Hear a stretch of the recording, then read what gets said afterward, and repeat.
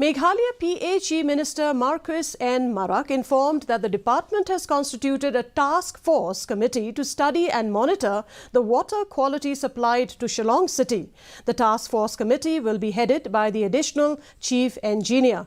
This was done after a report of the State Food Testing Laboratory Commissionerate of Food Safety, Pasture Hills, Shillong, submitted by FKJGP to the Chief Minister.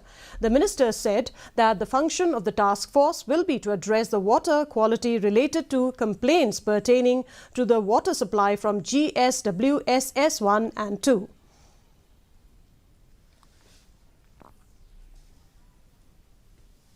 This committee will study the water quality and will make sure that potable water is supplied to the Shillong City.